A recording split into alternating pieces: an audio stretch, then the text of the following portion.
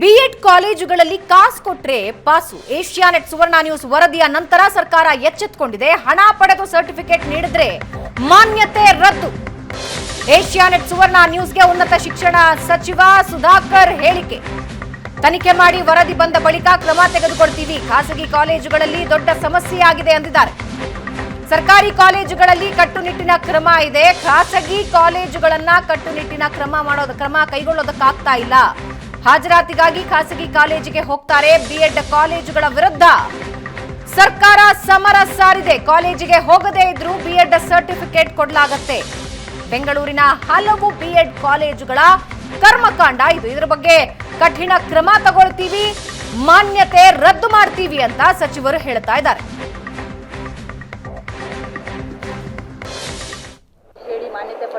ನೋಡಿ, ಈಗ B Ed ವಿಚಾರದಲ್ಲಿ ಸ್ವಲ್ಪ ಗೊಂದಲ ಆಗಿದೆ.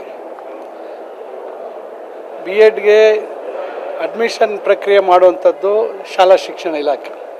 ಇನ್ನು ಬೇರೆ ಜವಾಬ್ದಾರಿಗಳು ನಮಗೆ ವಹಿಸಿದ್ದಾರೆ. ಈ ವಿಚಾರ ನಮ್ಮ ಗಮನಕ್ಕೆ ಬಂದಿದೆ. ಈ ರೀತಿ ಕಾಲೇಜ್ಗೆ ಹೋಗ್ದಿರೇ ಪರೀಕ್ಷೆಗೆ ಬರೀತಕ್ಕಂಥದ್ದು ಇವೆಲ್ಲ. ಯಾಕಂದರೆ ಗುಣಮಟ್ಟ ಭಾಳ ಮುಖ್ಯ. ಬಿ ಎಡ್ ಕೋರ್ಸ್ ಅಂತಕ್ಕಂಥದ್ದು ಒಂದು ರೀತಿ ಶಾಲಾ ಶಿಕ್ಷಣದಲ್ಲಿ ಒಂದು ಭಾಳ ಪ್ರಮುಖವಾಗಿರ್ತಕ್ಕಂಥ ಒಂದು ಕೋರ್ಸ್ ಅದು. ಇದರಲ್ಲಿ ಈ ರೀತಿಯಾಗಿ ಕಾಲೇಜುಗಳು ಮಾಡ್ತಾ ಇರ್ತಕ್ಕಂಥದ್ದನ್ನು ನಾವು ಒಪ್ಪಲಿಕ್ಕೆ ಸಾಧ್ಯ ಇಲ್ಲ. ಈಗಾಗಲೇ ನಾವು ಬೆಂಗಳೂರು ವಿಶ್ವವಿದ್ಯಾಲಯಕ್ಕೆ ಸೂಚನೆ ಕೊಟ್ಟಿದ್ದೀವಿ. ಕೂಡಲೇ ಇದನ್ನು ಇನ್ಸ್ಪೆಕ್ಷನ್ ಮಾಡಿಸಿ ಆ ರೀತಿ ಏನಾದರೂ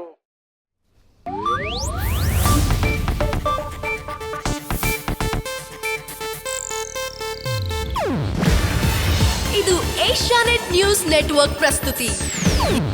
ನೀವು ನೋಡ್ತಿದ್ದೀರಾ ಏಷ್ಯಾನೆಟ್ ಸುವರ್ಣ ನ್ಯೂಸ್.